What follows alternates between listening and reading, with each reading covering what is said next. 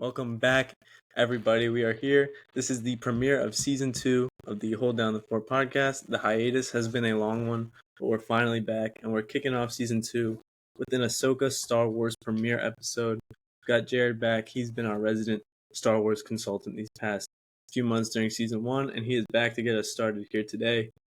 So we've got Ahsoka coming out Wednesday, August 23rd at 3 in the morning for us people in the Eastern time. And it's been a highly anticipated project. We've had a lot of Star Wars coming out over these last 2 years, 2023, 2022. But this, I think, other than maybe Mandalorian Season 3, has been the most highly anticipated project. And I'm excited. I know Jared's excited. And without further ado, let's get straight into this. So, Jared, we're going to start with our trailer reaction. We've gotten a few interesting trailers from the Ahsoka series, and I just want to hear your thoughts on what they've been and what you've taken away from them. Yeah, I'm gonna get right into it. Excited to be back. Real quick for our niche Lego Star Wars fans out there, we're not going to be doing a segment this episode, but stay tuned for next time. We'll be having a word about that. As for the trailer, there are a lot of things that I like about it, and it has me pretty excited. There are concerns that I have, but I'll worry about those later. We'll talk about those for sure. But as for the trailer, there's some things that I thought were really cool. I like that we're going to see, the Rebels crew is awesome. It seems like it's going to be kind of, I don't know what to compare it to, but it seems like they're going to be running around picking up the crew like across the episodes. So I think that's what they're going to spend the first few episodes. I mean, obviously Ezra's probably going to be the last, since they're going to save his reveal for like a big moment.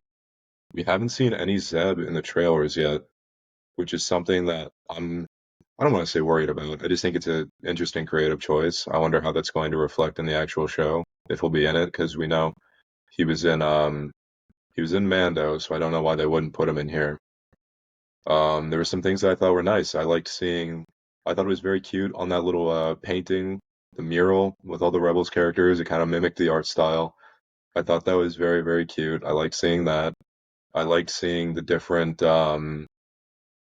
forces that are at play, like Merrick, the Sith mercenary, ex-Inquisitor. Very cool to see some action from that. I really love that helmet. I just think it looks really cool. Kind of looks like combination of like some Star Killer stuff as well as some Knights of Ren kind of action going on. So I think that looks very cool. And I wonder what that will mean for the rest of the story. Maybe that is a Knight of Ren. I don't know. Who knows? Um, and I liked seeing Balin and his apprentice. I'm very curious to see how they're going to interact with Ahsoka and what their angle on everything is. Other than that, those are kind of my thoughts on the trailer. I'm I think the trailer has given me a pretty good outlook on where the show could go, and I'm looking forward for sure. I agree. I've been extreme. I think the trailer's been really well put together, where I haven't like been spoiled of anything. I don't feel like I know any key plot points. I don't feel like they've shown too much. It's been the perfect amount to get me more anxious and more eager to watch when the show comes out. I agree with the Zeb point too. That was one of the first things I noticed. Is I'm seeing everybody. I'm seeing Hera, seeing Sabine. We saw the brief hologram of Ezra in the trailer. I'm seeing everyone, and I'm not seeing Zeb, and it's weird because he was just in um, Mando, and I think maybe that could be why, because we've already seen him on camera. So let's use the trailer time to tease the others, because we haven't seen any of the others live action just yet. But I agree with you. I don't quite understand what that was all about. But I like Balin. I like the Apprentice. Didn't love the fact that we revealed their origins to be Jedi from or surviving Jedi from Order 66. But I think they're interesting characters on their own, and I think they're gonna play a huge part in this show, which I'm really eager to see. But I thought the trailers were just really well put together, and then it did. It got me hooked. It got me really interested to see what's coming. And I agree with a lot of stuff you said too. I think the Zeb thing definitely stood out most. Another thing I'd say is for like the niche Rebels fans, if anyone noticed all the World Between Worlds, stuff that they were highlighting a bit. You couldn't quite tell that's what it was, but it definitely seemed as if that's the location that some of that trailer was taking place in. And then, like you said, the mural, a nice callback to the Rebels finale, which I think that scene is a recreation of, but this time in live action when Ahsoka is calling for Sabine to join her in her search for Ezra and for Thrawn as well. But with that being said, is there anything else you want to say about the trailer before we move on? No, that about covers all of it. Very good first impression. Yeah, I agree. And so with that being said, we both said the trailer got us extremely hooked, and we're both anxious and eager to see what this series holds. But is this going to be a repeat of this feeling that we seem to have felt so many times over these last 2 years, where we've been so anxious and so eager for these shows, and the trailers have gotten us so sucked in, and then we've just kind of been let down by the different creative directions that so many at Lucasfilm and Disney have chosen to go. Is that what you expect to happen here? Like, what is at stake? Can the fans deal with another letdown before stuff has to change over at Lucasfilm and Disney? Like, do you expect us to be let down? If Star Wars fans are one thing, it's it's tolerant. We've gotten some very, very controversial content before, and we've always kind of rallied. We understand that, I mean, we're always going to disagree over something. It can be something, we can all call it a masterpiece, but there's always going to be a group of people who disagree. So, as for will Lucasfilm and Disney go another direction, a direction that fans can be more unified on, there's really no way to tell because Dave Filoni is kind of running with his vision right now. And for a while, that was something that we were all very happy with, but it's kind of tapered off a little bit towards the more recent projects. And it's starting to Mando get season, interfered with as well, which I yeah, think has been a big problem. certainly. Mando season 3 being a large example, I think bigger than Kenobi. Kenobi was also, not very well received. But overall, I think no matter how Ahsoka turns out, fans will find things to praise and fans will find things to dislike. So it's just a matter of time. One thing that I do have a big worry about is that it'll end up like with the runtime, seeing as it's 8 episodes and the episodes are going to be longer. I'm very curious to see how that reflects from what we've seen before, like with Kenobi having a 6-part season and that feeling very drawn out, very slow, easily able to cut out content.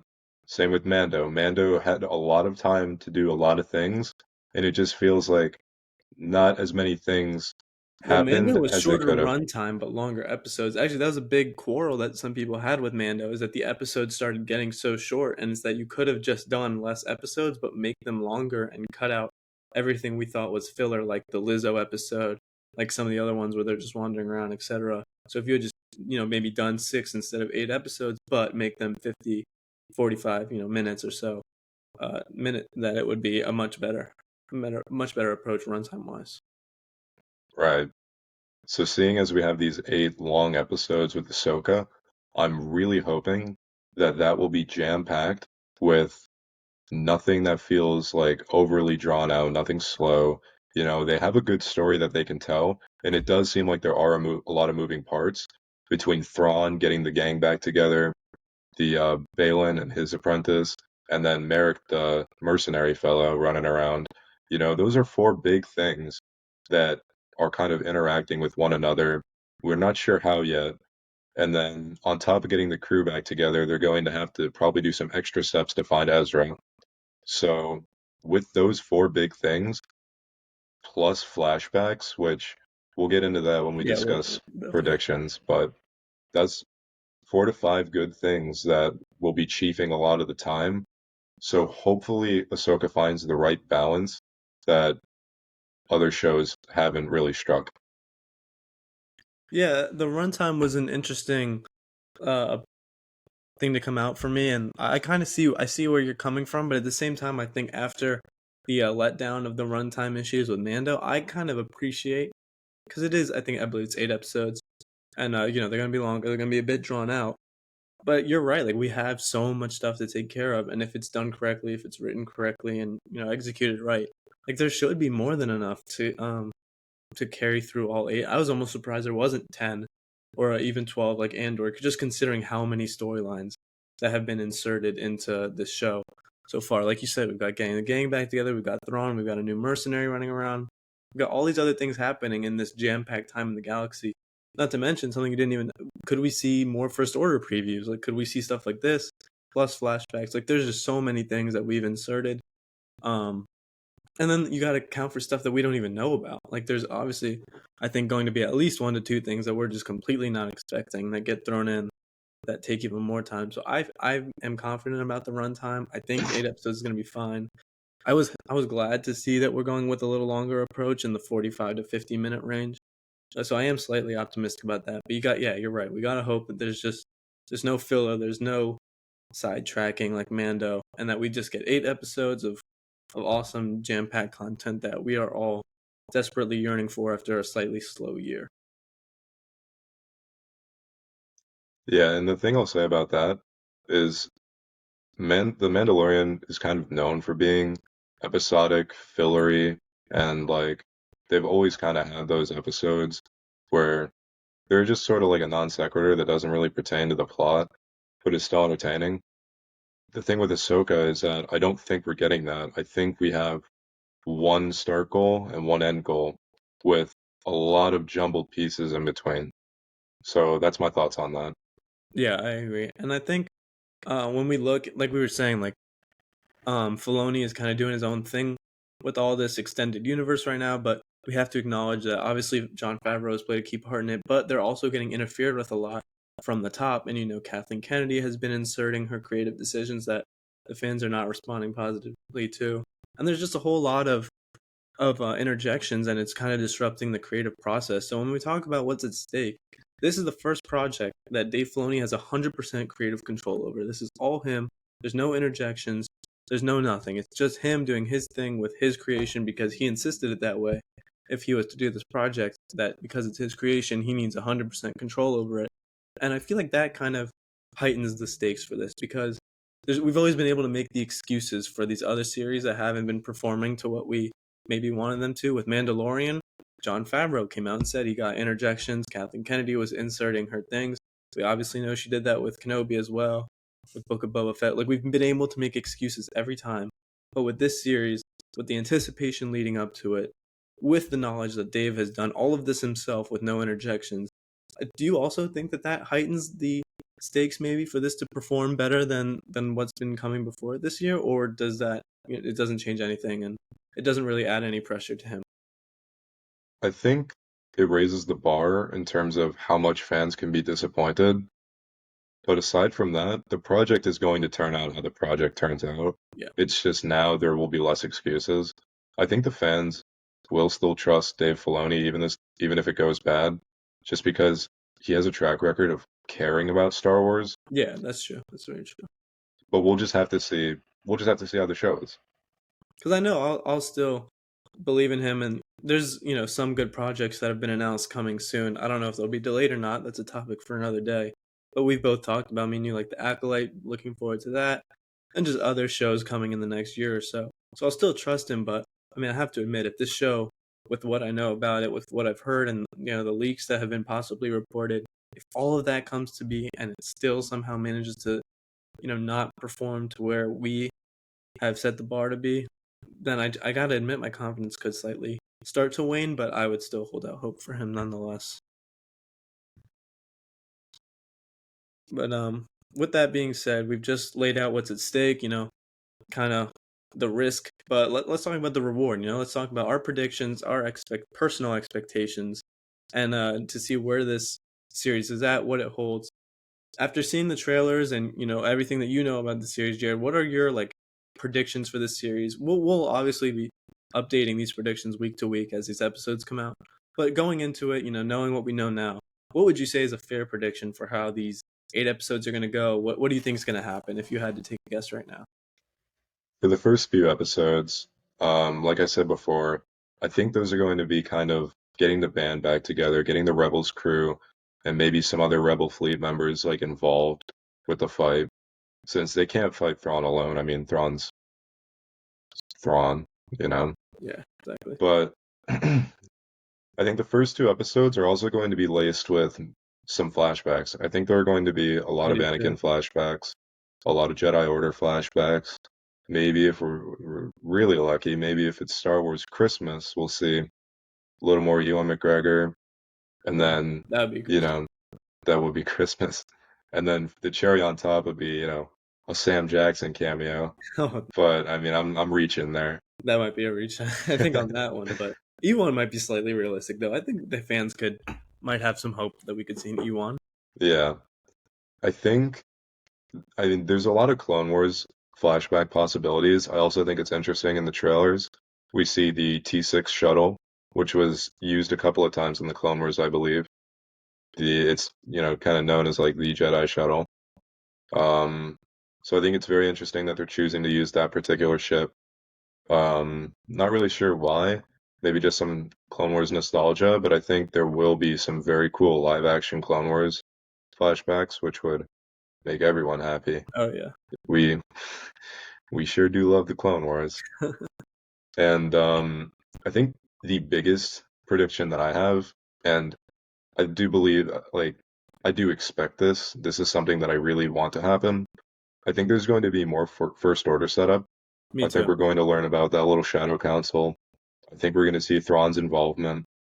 And I also think Thrawn's toast after this season. He has to be. Maybe they drag it out to a season two, but you figure at some point throughout the series and through this, universe that Filoni has set up, at some point he's got to be the one who gets it. Absolutely. So I'm sure he's going to win, but I think he'll also bite it himself. Because, I mean, Thrawn just knows too much. He's always ahead of the curve. And seeing as this is our first time seeing him live action, it's going to be a lot of people's first time Yeah. experiencing him at all. I think that would be a very good way to show us the essence of his character in an 8 episode series. That I'm not sure we're going to be seeing too much of him, anyways. I think they're going to use him sparingly, but still give us some good stuff when he's there. Yeah, it seems like he's not going to be a huge part of this particular season of this show, but in this whole extended universe heir to the Empire thing that they're setting up right now, obviously we know he's going to be the main character of that. But you're right, that's an interesting aspect is that we know he's the villain, but how much are we actually going to get to see him, as we're in this early phase of season one of the show? We know we'll get to see him a good bit, but is it going to be what people expect? I think they'll be surprised by how little we see him throughout. It could just be the marketing as well. That's true. That's very true. But I agree, those are very, reasonable expectations. I think a lot of us are probably on the same page in that aspect. I agree. I think the first two episodes when we see this premiere, and obviously we'll regroup to talk about what actually happened. I agree. I think it's going to be mostly start slow, getting the band back together, getting introduced to a villain, and then when they pair these first two episodes together on a release, it's always for a reason, right? Like we've seen this time and time again. Like when two episodes are released in a row, it's always been a specific reason for that. Whether it was Kenobi, that's definitely the main one. Even with I'm pretty sure Bad Batch, one of the seasons there had two released right away, and it's because you needed those two. So I'm interested to see why the two are coming out at the same day. I think it's going to be because in episode one is band getting back together, and the end of episode two we'll be introduced to our several villains, and that'll be how they leave us on a cliffhanger for the rest of that week. As far as the rest of the season goes, I agree. I don't think we're going to see Thrawn too much, but I think and I hope we're going to get to see some First Order set up. We're going to get to see more of the Shadow Council and the flashbacks. We know Hayden Christensen is a part of the series. Like we know he worked on it. So, to a certain extent, we feel fairly confident we're going to get some flashbacks. But that's the question. What are the flashbacks? Are we getting live action Clone Wars? Are we simply getting training flashbacks like we did in Kenobi, where it was just Obi-Wan and Anakin? And I feel like that would almost be a letdown if we were getting simply training flashbacks. And while it would be super cool to see those two on the screen together in live action, some of the other things that have been teased and that have been, leaked, air quotes, we don't know if it's real, have just set that bar so high for flashbacks that I feel like that would almost be uh, letting up short. But flashbacks are a huge part of what I'm excited to see. I want to see this heir to the Empire thing unfold because I think this trilogy has so much potential if carried out correctly to kind of revive the Star Wars universe right now, so to speak. Because I do feel like we're not at a low point, but definitely in a low in general. And if this thing is carried out right, it has so much potential to definitely carry it back up. And actually, with that being said, I do have one more question for you. As far as predictions go, we know this is an extended universe show. How much Mando and Baby Yoda do you think we are going to see, if any? And if we do see them, is it a good thing or a bad thing in your book to see some Mando and Baby Yoda in the show? I think that this show is already very stuffed with characters that we're going to be seeing. I know in the past that hasn't really stopped them. Specifically Mandalorian season 2 had a pretty good amount of cameos stuffed into it, which I'm on record as not being the biggest fan of. But I don't think it would work in this series. So I don't think it's going to happen. Not just because I don't want it to, I just don't think it would make sense. You know, maybe she could try to call Mando, but he's working or he's retired for now. Um, but I think what's going to end up happening is we won't get a flashback, and I do think that's, or not a flashback, rather a cameo from Mendo. And I think that's a good thing because I understand the want for everything to be, connected. The Marvel movies do it, it's great, and whatever. But I just don't think it would work for this story. I don't think there's a need to do it, and I feel like it would just feel like lazy fan service, and I feel like it would kind of just take me out of the story, and it would also detract from the story since there's just not a need for it to happen. And I'm worried that they're going to try and do it anyways, but we'll see. What do you think? I kind of agree. I don't know if it's. We know at some point the two will be sharing the screen together, right? Like we know at some point in this extended universe, Thrawn's the main villain. It's heir to the Empire. Like Mando and Ahsoka will be teaming up eventually. I don't think now is the right time because, like you said, I don't quite know where he fits.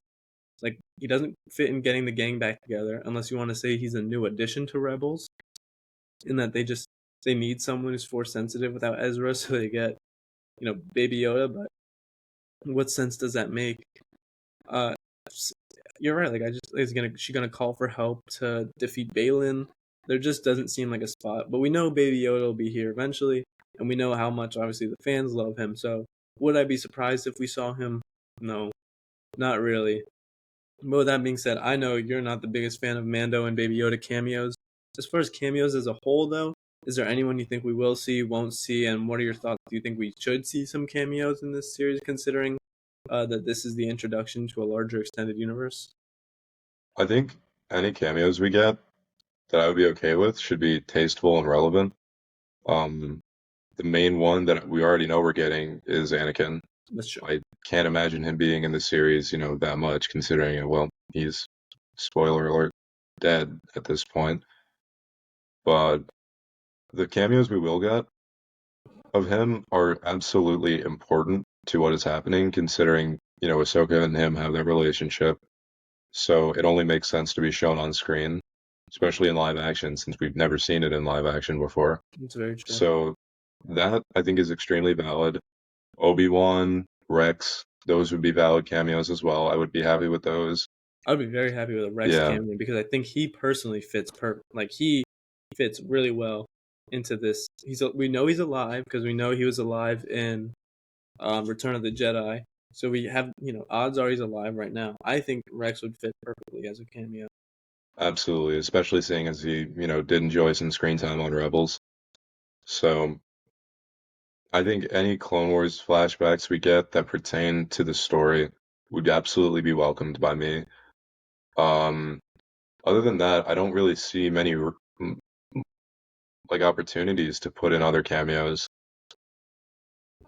What about, if I just name some guys, you tell me characters, you tell me yes or no if you think we will be seeing them at all in this series. Just the series specifically, not the extended universe, because we know they might appear in the extended universe.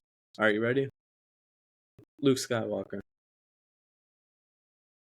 I don't know how I feel about that. I don't know where he would fit into this, Because we because know it he's kind of, alive. We know he's very yeah, prominent.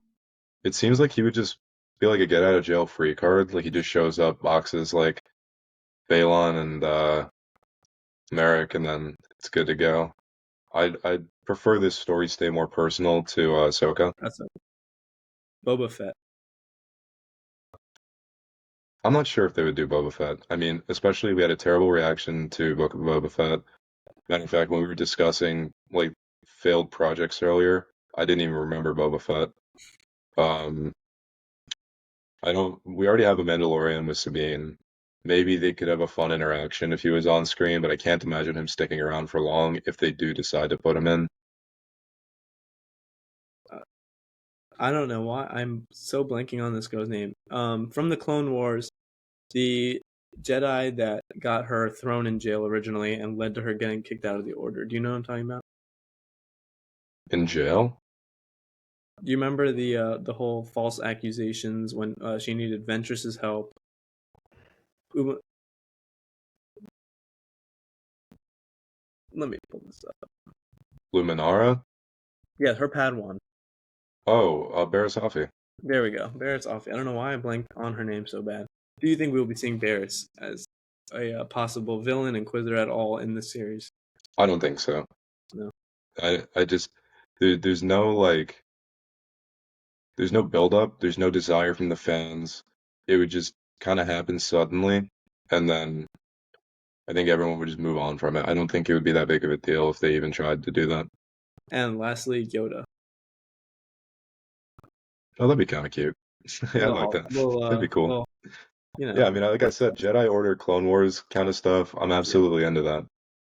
yeah, I agree. Well, that's all I have for you today. That's all I have on this premiere. Obviously, we'll have a lot more coming this week after the episodes come out. That episode should hopefully get to you Thursday. Because we're back. The hiatus is over. HDTF season 2 is here, and we got some great content to start it off. We've got Ahsoka right here for you. College football comes back. NFL comes back. We're rolling. We're hitting the ground rolling with season 2.